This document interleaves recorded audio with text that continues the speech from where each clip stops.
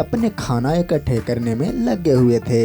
हर कोई जानवर बहुत सारा खाना इकट्ठा करना चाहते थे ताकि बारिश आए तो उन्हें खाना ढूंढने में कोई दिक्कत ना हो और इकट्ठा किए हुए खाने से उनका काम चलता रहे। और उस जंगल में कोई और भी था जिसे अपने भविष्य का कोई भी चिंता न था। वो पूरी तरह अपने आज पर ही निर्भर था। अरे भोला भैया, सारे जंगल के जानवर अपने खाना इकट्ठे करने में लगे हुए हैं। तुम भी अपने आने वाले भविष्य के लिए चिंतित रहो और खाना इकट्ठे कर लो। अरे बकरी रानी, तुम क्यों भविष्य की चिंता करती हो? जो कुछ भी है आज ही है, कल की क्या पता हमारे साथ क्या होगा। मान लो तुम्हारे बात मान के मैंने अपने भोजन इकट्ठा कर भी लूँ और कल मेरे साथ कुछ अनहोनी हो जाए तो सारी मेहनत तो मेरी बेकार चली जाएगी। इससे अच्छा है जितना मिले उतना में ही खुश रहो। भंडार करने की कोई आवश्यकता नहीं है। अरे भोला भाई, तुम मेरे अच्छे दोस्त हो, इसलिए तुम्हारे आने वाले कल के लिए मैं तुम्हें सचेत कर रही हूँ। जब बारिश के बाद सर्दियों की मौसम आएगी तो जंगल में सारे तरफ बर्फ पड़ने लगेगी। तब खाने की बहुत दिक्कत होगी। तब तुम क्या करोगे और खाना कहाँ से ला के खाओगे? अरे तब के तब देखा जाएगा। बकरी रानी, तुम मेरे कल की चिंता छोड़ो। मैं कल में विश्वास नहीं करता। जो कुछ भी है आज है। बकरी रानी, तुम मेरी बात मानो। तुम भी अपने भविष्य के लेके चिंतित ना होकर वर्तमान में जियो मेरी तरह।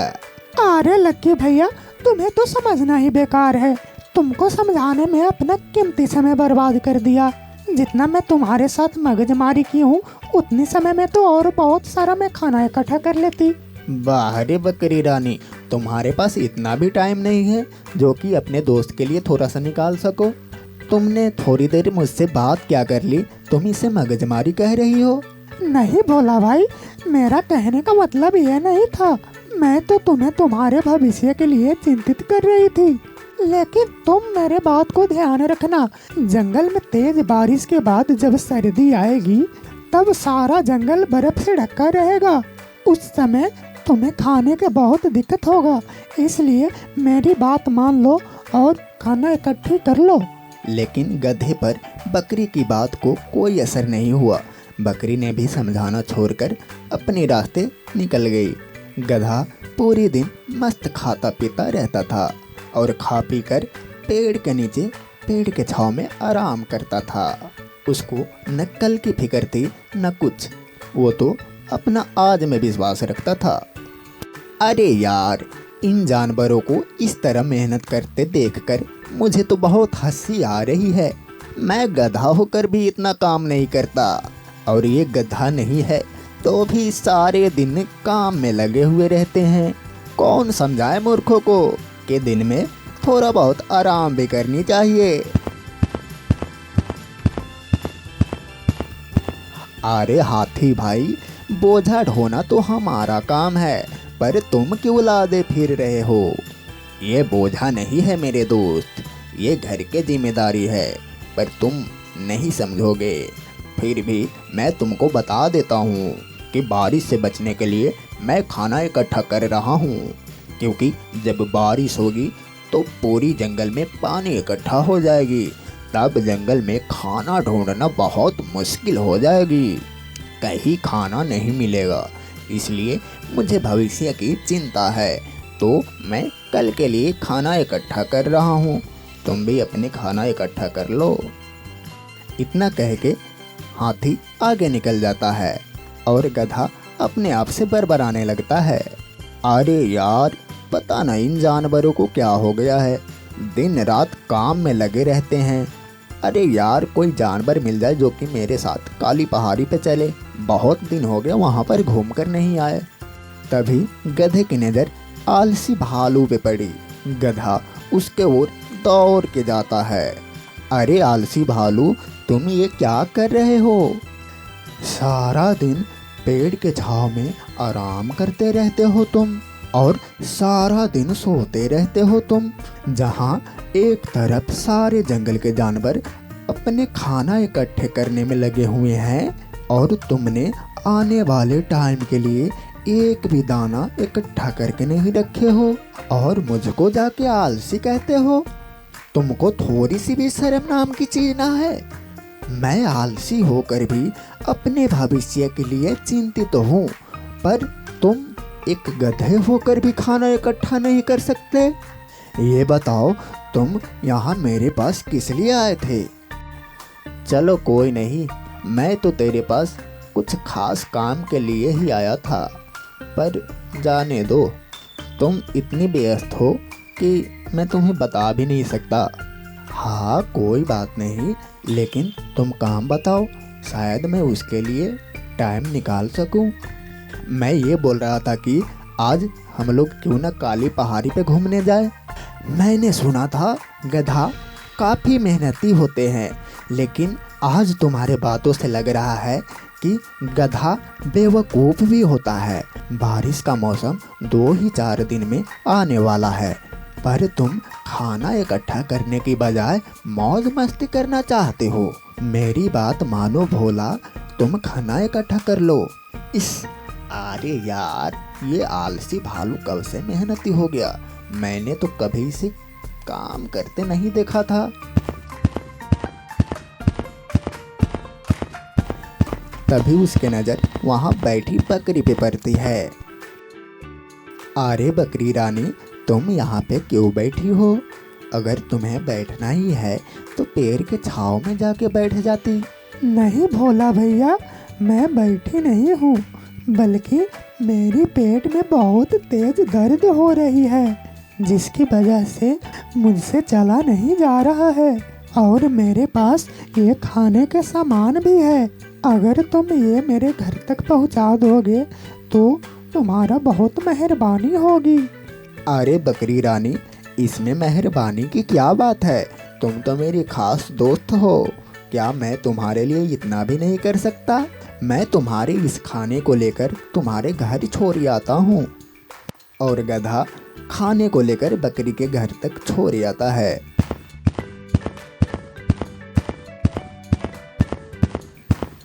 तुम्हारा बहुत बहुत धन्यवाद भोला भैया, तुम मेरी बात मानो। तुम मेरे एक अच्छे दोस्त हो, इसलिए मैं तुमको बार बार बोल रही हूँ। तुम अपने लिए खाना इकट्ठे नहीं कर सकते तो कम से कम एक घर तो बना लो, जो कि तुम्हें बारिश और सर्दियों से बचाए रखेगा। मैं तुम्हें देखकर बहुत ज़्यादा चिंतित हो जाती हूँ। तुम्हारे पास तो घर भी नहीं है। अरे बकरी रानी, कोई बात नहीं है। अरे मेरे पास घर नहीं है तो क्या हुआ? जंगल में बहुत सारे पेड़ पौधे हैं ना मेरे लिए। मैं किसी भी पेड़ के नीचे बैठकर बारिश से आसानी से बच जाऊंगा। तुम मेरे लिए फिक्र मत करो, तुम अच्छे से रहना और कोई भी ज़रूरत हो तो तुम मुझे बता देना, मैं तुम्हारी मदद कर दूंगा। और गधा इतना बोलकर वहाँ से आगे की तरफ चला गया। और फिर बारिश के मौसम भी आ गया और जंगल में तेज बारिश होने लगी। ये जंगल के पहली बारिश थी, तो जंगल के सारे जानवर बारिश के मज़े उठाने लगी, लेकिन बारिश थमने की नाम ही नहीं ले रहा था। तभी सभी जानवर अपने अपने घर में चली गई, लेकिन गधा अब अकेला रह गया था। वो भी एक पेड़ के नीचे जाकर बैठ जाता है। अरे यार, ये बारिश थमने की नाम ही नहीं ले रही। सारी दिन निकल गया पर बारिश रुक ना रही। गधा पेड़ के नीचे बैठा ठंड से सिसक रहा था और वहीं दूसरी तरफ सारे जानवर अपने घरों में आराम से बैठे हुए थे। उन पे न बारिश के असर हो रहा था और ना ही ठंड की, और इनके पास तो खाने की भंडार भी था। बारिश थमने का नाम ही नहीं ले रही थी और गधे को भूख भी लगने लगा। अरे यार, पूरे 2 दिन हो गए और बारिश है कि रुकने की नाम ही नहीं ले रही। और तो और मुझे बहुत तेज भूख भी लग रही है और ठंड भी। ऐसे ही बारिश चलती रही तब तो मैं भूख से मर जाऊंगा। पेड़ के नीचे बैठे हुए गधा पर और तेज बारिश पड़ने लगा। गधे ने बारिश से बचने के लिए कुछ और जुगाड़ लगाया, पर ये क्या, तेज बारिश और हवाओं की वजह से ये भी उखड़ गया। अब गधे की हिम्मत जवाब दे गई और वो बहुत कमज़ोर हो गया था। अब उसके शरीर में इतना दम भी नहीं था कि वो बारिश को सहन कर सके। फिर उसने हिम्मत जुटाई और जंगल के जानवरों के पास मदद मांगने के लिए चला गया। अरे भालू भाई, क्या तुम इस बारिश में मेरा कुछ मदद नहीं कर सकते हो क्या? मैं इस बारिश में मैं तुम्हारा क्या मदद कर सकता हूँ, बताओ। मुझे अपने घर में थोड़े दिन के लिए रहने दो।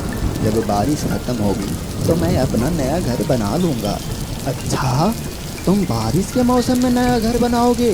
अरे भाई, मौसम के हिसाब से घर बनते हैं और तुम बारिश के मौसम में कैसे घर बना लोगे?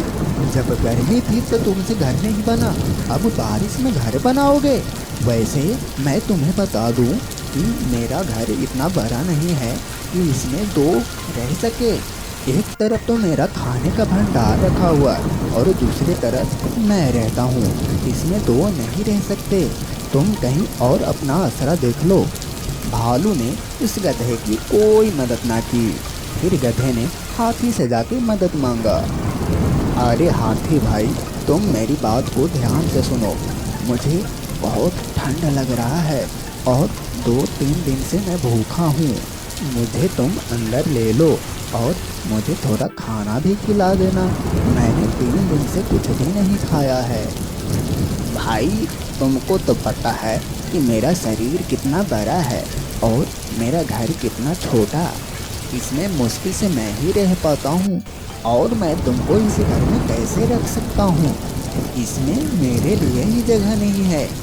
गधे भाई, कहीं तुम और देख लो। हाथी ने भी आलसी गधे की कुछ भी मदद नहीं की। तेज बारिश और ठंड के कारण गधे की हालत बेहालत होती जा रही थी। अब उसकी इस जंगल में आखिरी उम्मीद थी, वो थी उसकी दोस्त बकरी। और गधे ने बकरी से मदद मांगने के लिए गया। अरे बकरी, बहुत तेज बारिश हो रही है, तुम मेरी थोड़ी सी मदद कर दो। मुझको अपने घर में आसरा दे दो मेरी दोस्त। जब बारिश खत्म हो जाएगी तो मैं चला जाऊंगा। अरे गधे भाई, तुमको तो पता है अभी अभी बारिश शुरू हुई है। बारिश इतनी जल्दी खत्म होने वाली नहीं है। तो क्या तुम भी मेरी मदद नहीं करोगी? मेरा मन तो नहीं चाह रहा कि तुम जैसे आलसी को मदद करूं। मैंने तुम्हें कितना समझाया था कि बारिश के मौसम आने वाला है, अपने लिए घर बना लो और खाना इकट्ठा कर लो, पर तुमने मेरी बात पर ध्यान नहीं दिया। देखो गधे भाई, तुम मेरे एक अच्छे दोस्त हो, इसलिए मैं तुम्हारी मदद कर रही हूँ। आ जाओ, मेरे घर में बहुत जगह है और खाने की बहुत सारे भंडार भी। बकरी ने गधे को अपने घर के अंदर ले लिया। अब गधे को थोड़ा अच्छा लग रहा था। अब उसे ठंड भी नहीं लग रहा था क्योंकि बकरी के घर अंदर से गर्म था। भोला भैया, मैं तुम्हें अच्छे से जानती हूँ कि जंगल में तुम्हारा कोई भी मदद नहीं करता, तो तुम मेरे पास आते हो। क्या तुम्हें इतनी तेज बारिश में जंगल के कोई भी जानवर मदद नहीं की? नहीं, मैंने जंगल के सारे जानवर से मदद मांग ली, पर कोई भी मेरी मदद नहीं की। पर मुझे समझ आ गया है कि सब अपना काम कर रहे थे, तब मैं मज़े से आराम कर रहा था। उन्होंने इतना मेहनत करके अपना घर बनाया और खाना इकट्ठा किया, पर मैंने कुछ भी नहीं किया और अपने आलसीपन में रहा। इसके लिए उन्होंने जो भी कुछ किया बिल्कुल सही किया। अब से मैं भी अपना नया घर बनाऊंगा और बारिश से पहले अपना खाना इकट्ठा कर लिया करूंगा। बकरी को गधे की ये बात सुनकर बहुत सुकून मिला। हाँ, जब तुम अपना नया घर बनाओगे उसमें मैं भी तुम्हारा मदद कर दूंगी। इसी के लिए तो भोला भैया बुजुर्ग लोग कह के गए हैं, हमें आने वाले कल के लिए आज से ही तैयार रहना चाहिए।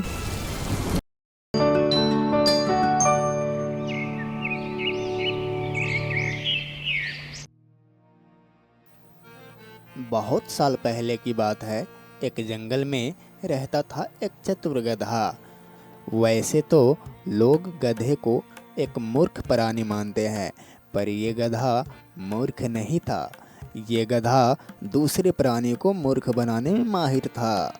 वो अपने इलाके में किसी और दूसरे जानवर को रहने नहीं देता था और वो हमेशा आराम से रहता था और हरे भरे घास और छोटे मोटे फल फूल खाता था। छोटे मोटे पशु पक्षी उससे दूरी बना के रखते थे।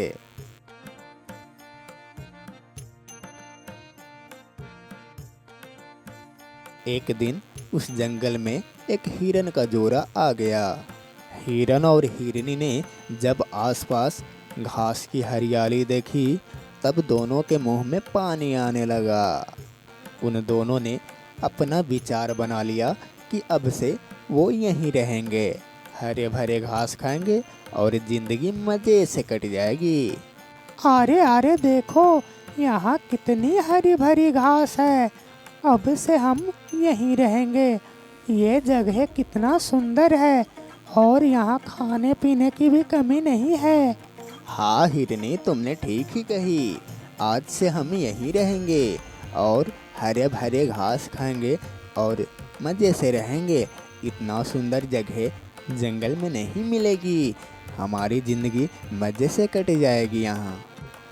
दोनों बात कर ही रहे थे तब गधे की नज़र हिरन और हिरनी पर पड़ा। तब वो उन्हें यहाँ से भगाने के लिए सोचने लगा। और इन दोनों की हिम्मत कैसे हुई मेरे इलाके में आके मेरे घास चुराने के? तुम रुको, मैं तुम्हें मज़ा सिखाता हूँ। फिर गधा झट से उन दोनों के पास पहुँच गया और कहा, अरे तुम लोग यहाँ भटक के कहाँ से आ गए? कहाँ से आ रहे हो? मैंने पहले कभी तुम्हें इस जंगल में नहीं देखा। क्या तुम नए आए हो? अरे गधे भैया, यहाँ बहुत हरे भरे घास है और यहाँ की हरियाली हमें खींच लाई है यहाँ तक। यहाँ आके हम लोग बहुत खुश है। अरे अरे अरे, तुम भी इस हरियाली के धोखे में आ गए। ये तो शेर जी के इलाका है। हरी भरी घास की लालच में जानवर यहाँ आते हैं और शेर जी के शिकार बन जाते हैं। तुम दोनों को देखकर मुझे बहुत ही दया आ रही है। यहाँ धोखे में आकर जान देने का मतलब ही क्या है? अरे अभी तुम दोनों का उम्र ही क्या है? मेरी बात मानो, जल्दी यहाँ से चले जाओ, नहीं तो मारे जाओगे। हे भगवान, यहाँ तो जान का खतरा है। अब हमें यहाँ नहीं रुकना चाहिए। जान है तो जहान है, हम यहाँ से चले जाएंगे। गधा समझ गया कि अब उसकी चालाकी काम कर रही है। इतने में सचमुच में किसी शेर की दहाड़ सुनाई पड़ी। हिरन और हिरनी के साथ गधा भी डर गया। हिरन और हिरनी जाकर एक झाड़ियों में छुप गए। शेर की आहट पाते ही गधा समझ गया कि अब वो तो भाग भी नहीं पाएगा और यदि कोई चतुराई नहीं दिखाई तो मामला बिगड़ जाएगा। वो आसपास छिपने के लिए भी सोच रहा था लेकिन सही जगह नहीं पा रहा था। सोचते सोचते ही शेर उसके करीब आ गया और गधे के सामने खड़ा होकर बोला,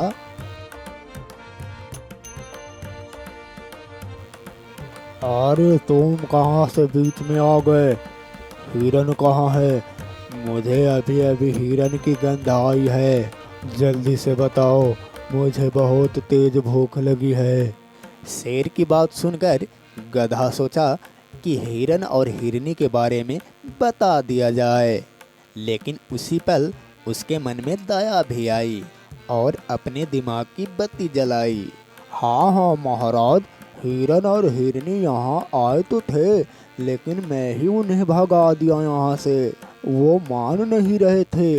मेरा उनसे बहुत भयंकर झगड़ा भी हुआ। यहाँ बहुत देर तक थे, इसीलिए आपको गंध आ रही है उनकी। अच्छा तो ये बात है, तो जल्दी से बताओ वो दोनों किस तरफ गया है? आज मैं उन दोनों का शिकार करके ही दम लूँगा। महाराज आप उस तरफ चले जाइए, वो अभी ज़्यादा दूर तक नहीं गए होंगे। अगर आप थोड़ा जल्दी जाएंगे तो वो शायद आपको मिल भी जाएंगे। गधा ने तुरंत शेर को उल्टी तरफ इशारा कर दिया और शेर भागते हुए निकल गया।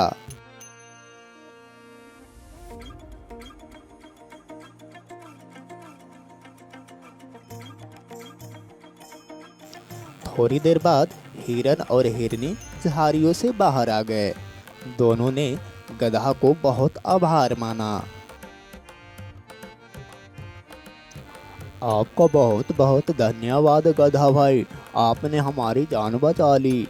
हमारी तो प्राण ही सूख गए थे। यदि आप यहाँ पे नहीं होते तो आज हम लोग मारे जाते। हमारे घर में छोटे छोटे बच्चे हैं, हम मर जाते तो उनका क्या होता। आपका बहुत बहुत धन्यवाद।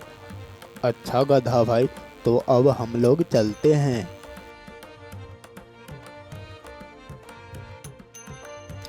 हिरन और हिरनी चले गए और गधा भी मजे से घास चरने लगा।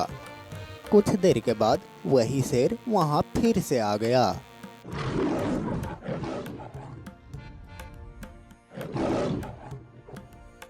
वो बहुत गुस्से में दिखाई पड़ रहा था क्योंकि उसे कोई शिकार नहीं मिला था। क्यों रे गधे, तुमने जो मुझे हिरन और हिरनी का पता बताया, वहाँ पे तो कोई हिरन और हिरनी मिला ही नहीं। मैं वहाँ से भूखा प्यासा परेशान होकर लौट आया हूँ। तेरी हिम्मत कैसे हुई मुझसे झूठ बोलने की। महाराज, वो हिरन है, वो एक जगह कहाँ रुकते हैं, वो किसी और जगह भाग गए होंगे। मुझे थोड़ा सोचने दीजिए, मैं आपको दूसरे हिरन का पता बताऊंगा। आप शांत होकर बैठिए महाराज। नहीं, अब तो मैं कहीं नहीं जाऊंगा, अब मैं तुम्हें ही खाऊंगा।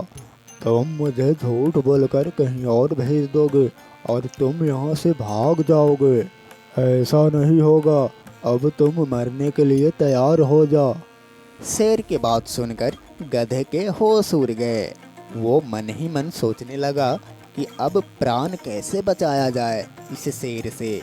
उसने झट से एक तरकीब निकाला और कहा, नहीं महाराज, मैं अभी तैयार नहीं हूँ। मेरे पैर में एक कांटा चुभ गया है और पैर को दर्द ने जकड़ लिया है। ऐसा लगता है कि ये बहुत जहरीला कांटा है। दर्द भी ऐसे हो रहा है जैसे कि बिच्छू ने डंक मार दिया हो। अरे मैं तो तुम्हें ही खाऊंगा, अब मुझ में कहीं जाने की हिम्मत नहीं है। महाराज, मेरे पैर में जो कांटा चुभा है वो बहुत बड़ा है।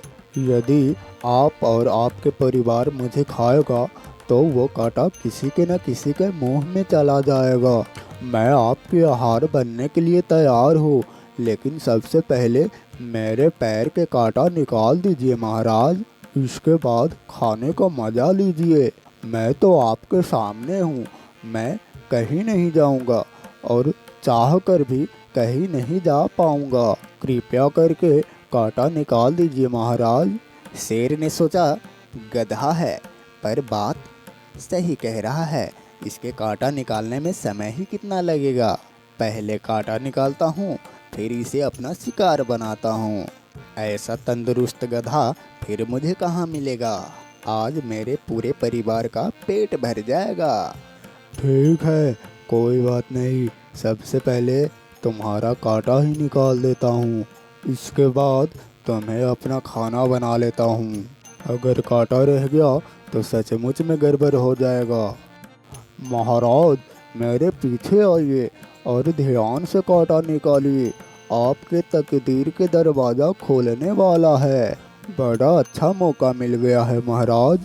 आप मेरे पैर की तरफ ध्यान से देखिए, तभी कांटा नजर आएगा। तुम्हारा क्या मतलब है?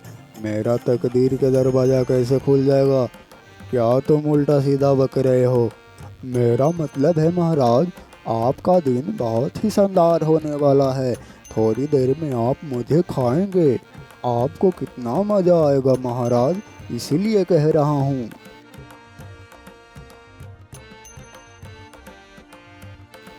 शेर गधे के पीछे की तरफ चला गया और जैसे ही पैर की तरफ देखने लगा, तब गधा ने बड़े ही होशियारी से शेर के मुंह में ऐसी घुमा के लात मारी कि गधा को दिन में ही तारे दिख गए।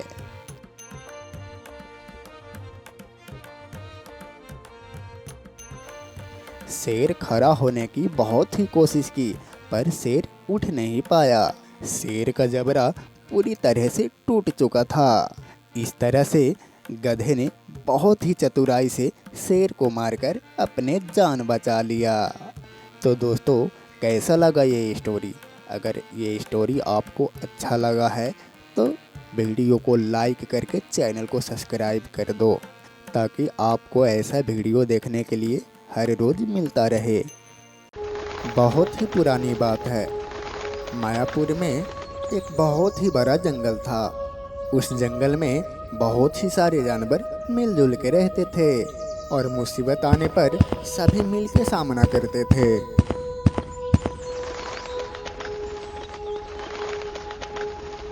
उसी जंगल में एक भेड़िया रहता था। वो जंगल के भीतर एक छोटी सी गुफा में रहता था। एक दिन भेड़िया जंगल में शिकार के लिए निकला था।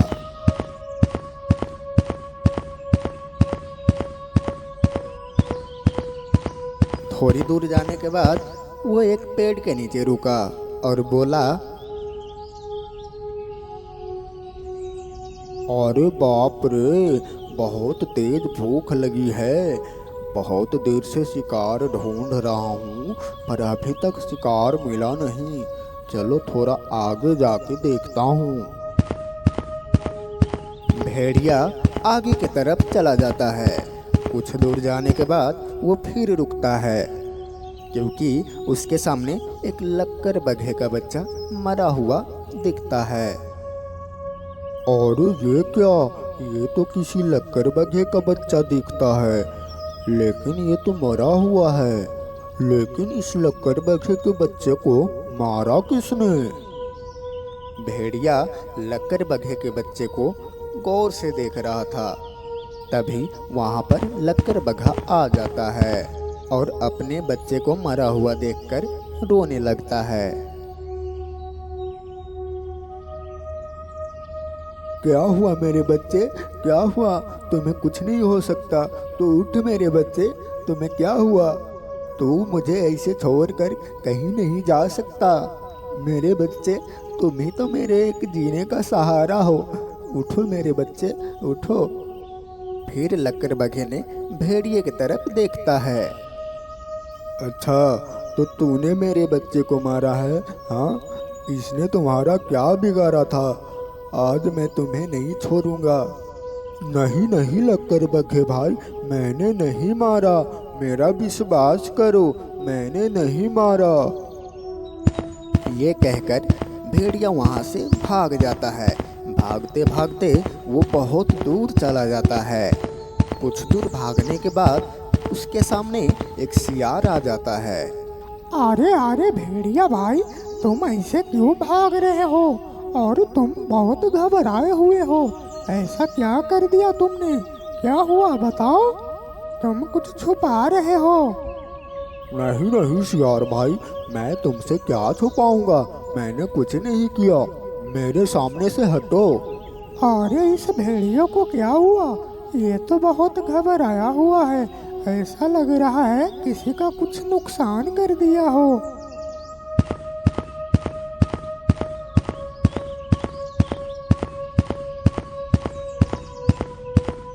फिर सियार वहां से चला जाता है। कुछ दूर जाने के बाद उसे एक कौवा से मुलाकात होता है। फिर कौवा सियार से कहता है, अरे सियार भाई, रुको रुको, तुमने कहीं भेड़िया को देखा है? हाँ देखा हूँ, पर हुआ क्या? उस भेड़िए ने कुछ किया क्या? बताओ। वो बहुत घबराया हुआ लग रहा था। वो जंगल की तरफ भाग रहा है। अभी तो मुझसे टकराने वाला था वो। अरे तुम जानते हो, भेड़िया ने लक्कर बघे को बच्चे को मार दिया है और लक्कर बघा भेड़िया को मारने के लिए पागलों की तरह ढूंढ रहा है। अच्छा, तो ये बात है। तभी तो मैं सोच रहा हूँ कि ये भेड़िया ऐसे घबराया हुआ क्यों है और तुम दबा के इधर उधर भाग क्यों रहा है। न जाने अब जंगल में कौन सी मुसीबत आने वाली है, क्योंकि लक्कड़बग्घा भेड़िया को तो छोड़ने वाला नहीं है। कौवा के मुंह से ये बात सुनकर सियार हैरान हो जाता है और वो शेर राज को ये बात बताने उसके गुफा की तरफ भागता है।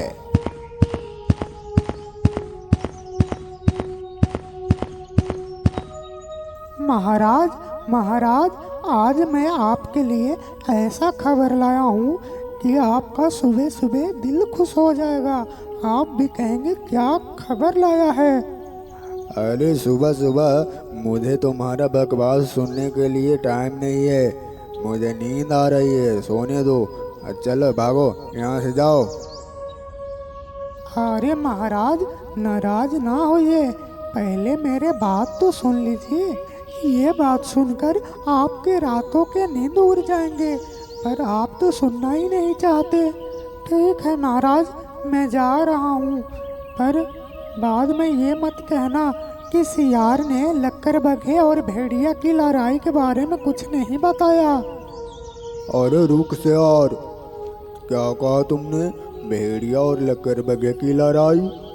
हाँ महाराज, सुबह सुबह ऐसा खबर मिला जिसने मेरा क्या पूरी जंगल की नींद उड़ा दिया है, और मैं भी चला आया आपके नींद उड़ाने। दरअसल भेड़िया ने लक्कड़बग्घे के बच्चे को मार डाला और लक्कड़बग्घा भी भेड़िया को पागलों की तरह ढूंढ रहा है जंगल में। अगर वो कहीं मिल गया तो भेड़िया को मार देगा। अरे वाह, आज तो कुछ अच्छा खबर लाया है तूने। जरूर इसका फायदा मुझे कुछ मिलने वाला है, और मिलेगा जरूर। ठीक है सियार, अब तू जा, मैं देखता हूँ। इधर भेड़िया जंगल के सारी जानवरों को बता रहा था कि उसने लक्कड़बग्घे के बच्चे को नहीं मारा, और उधर लक्कड़बग्घा भेड़िया को मारने के लिए जंगल में पागलों की तरह ढूंढ रहा था। तभी उसके सामने एक भालू आ गया और कहता है, लक्कड़बग्घा भाई, मेरी बात मानो। ऐसा भी तो हो सकता है कि तुम्हारे बच्चे जंगल में खेल रहा था और कोई जंगली जानवर उसे मार गया हो, और भेड़िया ने वहां पहुंचा तो तुम्हें लगा कि उसी ने तुम्हारे बच्चे को मार दिया है। नहीं नहीं नहीं, मेरी आंखें धोखा नहीं खा सकती। मैंने अपनी आंखों से देखा हूँ कि भेड़िया के पंजे में खून लगा हुआ था, तो मैं कैसे मान लूँ कि उसने मेरे बच्चे को नहीं मारा? मगर तुम लोग भी उसे बचाने की कोशिश कर रहे हो, लेकिन मैं उसे कहीं न कहीं जंगल में ढूंढ के मार ही दूंगा। तब पेड़ के ऊपर से कौवा लक्कड़बग्घे से कहता है, लक्कड़बग्घा भाई, भालू भी ठीक कह रहा है। ऐसा भी तो हो सकता है कि बच्चे को कोई और मारा है। हमें बिना छानबीन किए ऐसा कोई कदम नहीं उठाना चाहिए जिससे किसी निर्दोष की जान चली जाए। तुम सब लोग अपनी अपनी कहानी बनाओ, मैं जा रहा हूँ उसे ढूंढने। वो जहाँ मिल जाएगा वहीं मार दूंगा। जंगल की सारी जानवर उसकी साथ क्यों ना हो जाए, फिर भी उसे कोई नहीं बचा सकता मेरे हाथ से। उधर जंगल की सारी जानवर भेड़िया को बचाने की कोशिश कर रहे थे, क्योंकि जंगल के सारी जानवर जानते थे कि भेड़िया जंगल के जानवरों को परेशान तो ज़रूर करता है, लेकिन किसी के बच्चे को नहीं मार सकता है। इधर लक्कड़बग्घे को भी लग रहा था कि जंगल के सभी जानवर भेड़िया को बचा रहा है।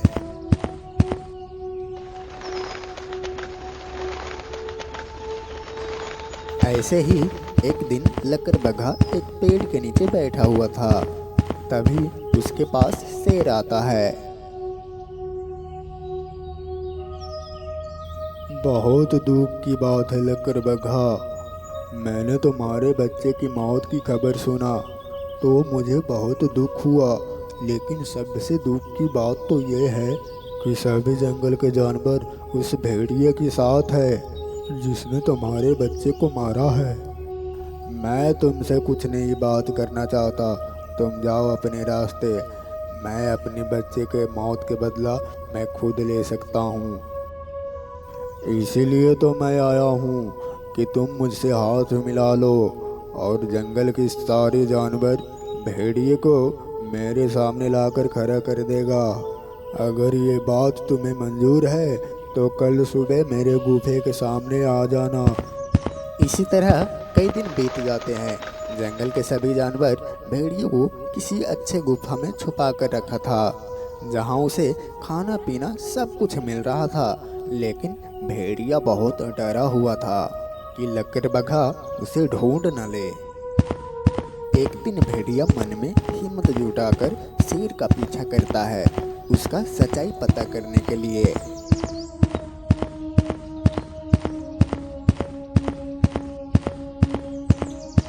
कुछ दूर जाने के बाद शेर अपने दोस्त बाघीरा से मिलता है और कहता है, अरे दोस्त, तुम्हें पता है कि मेरे जंगल में क्या चल रहा है? हाँ भाई, मैंने सुना है कि भेड़िया ने लकड़बग्घे के बच्चे को मार दिया है। अरे भाई, सारी बेवकूफ़ यही सोच रहा है, मगर असली बात तो ये है कि मैंने ही लकड़बग्घे के बच्चे को मारा है।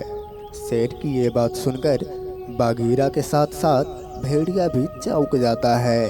फिर शेर ने सारी घटना बाघीरा को बताता है। सारी बात सुनकर झाड़ियों के पीछे छुपा हुआ भेड़िया मन ही मन सोचता है, अच्छा तो मेरा शक सही निकला, इसीलिए लकड़बग्घे के बच्चे को मारा है। लेकिन अभी मैंने इसे कुछ कहा तो ये मुझे भी मार डालेगा। अभी चुप रहना ही बेहतर होगा और सही समय का इंतजार करना होगा। अगले दिन शेर सियार और लकड़बग्घे को लेकर सारी जंगल के जानवर को एक सभा में बुलाता है और जानवरों को धमकाने लगता है। जंगल की सारी जानवर से ये मेरी विनती है कि भेड़िया को मेरे सामने लाकर खड़ा कर दिया जाए। अभी विनती कर रहा हूँ, लेकिन ऐसा ना हो कि तुम सबको ख़त्म करके मुझे भेड़िया के पास पहुँचना हो। इसलिए कह रहा हूँ कि भेड़िया को मेरे सामने लाकर खड़ा कर दो, नहीं तो सब मरोगे। ये क्या लकड़बग्घे भाई, तुम भी शेर के साथ हाथ मिला लिए हो और अपने ही जंगल के जानवरों के खिलाफ हो गए हो। ये सही नहीं है। तो तुम ही बताओ हाथी, क्या ये सही है कि तुम सब जानवरों ने मिलकर एक कातिल को छुपा कर रखे हो और दूसरी तरफ अपनी ही जंगल के जानवरों को तुम लोग साथ नहीं दे रहे हो? मैं तो पहले से ही जानता था कि वो भेड़िया एक नंबर के लालची और पापी है। कैसे एक छोटे से बच्चे को वो मार सकता है? अगर भेड़िए ने कल तक मेरे सामने नहीं आया तो मैं सभी जानवरों को एक एक करके ख़त्म कर दूंगा। शेर जंगल के सभी जानवरों को धमका ही रहा था कि तभी भेड़िया सभी के बीच में आकर खड़ा हो जाता है और कहता है, शेरराज, जंगल को किसी जानवरों को मारने की कोई ज़रूरी नहीं है। लो, मैं आ गया तुम्हारे सामने। मेरी वजह से किसी की जान नहीं जानी चाहिए। अगर मैंने अपराध किया है तो मुझे सजा दो। अचानक इस तरह भेड़िया को सामने देखकर सभी जानवर हैरान हो जाते हैं और कहते हैं, अरे भेड़िया भाई, तुम यहाँ क्या कर रहे हो? तुम यहाँ से जल्दी चले जाओ, नहीं तो ये लोग तुम्हें मार देंगे। हम सब जानते हैं कि तुम अपराधी नहीं हो। नहीं नहीं हाथी भाई, मैं जंगल के जानवरों के लिए मुसीबत बन गया हूँ। मेरा मरना ही जंगल की जानवरों के लिए उचित होगा।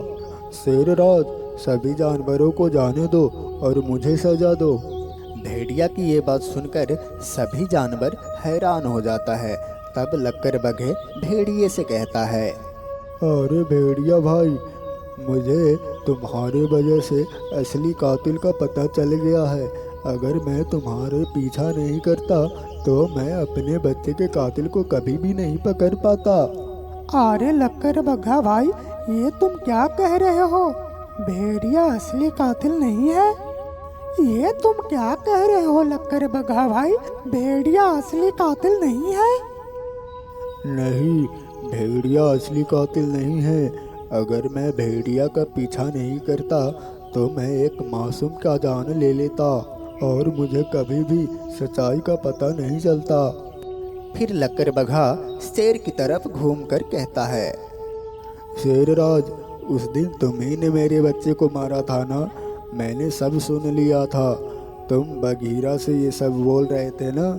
मैं सब बात सुन लिया था। मैं भी वहीं पे था। भेड़िया के पीछे करते करते मैं भी वहीं आ गया और एक झाड़ियों में छुपकर सभी बात सुन लिया। शेरराज, अब मैं तुम्हें नहीं छोड़ूंगा। अपने बच्चे की मौत के बदला तुमसे जरूर लूंगा। ही हा हा हा हा। अगर तुम सबको ये पता चली गया है कि तुम्हारे बच्चे को मैं ही मारा हूँ तो हाँ, मैंने ही मारा हूँ। आओ तुम लोग क्या उखाड़ सकते हो मेरा? चलो देखता हूँ, आ जाओ। इस लड़ाई में मैं लक्कर बग्घे भाई के साथ हूँ। चलो भाइयों, हमला करो।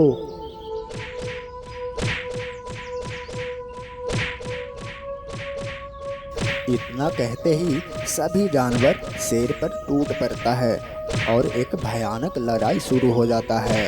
फिर कुछ ही देरों में सभी जानवरों ने मिलकर शेर को मार देता है और लक्कर बग्घे के साथ भेड़िए का दुश्मनी खत्म हो जाता है और भेड़िया बेगुनाह है ये साबित हो जाती है।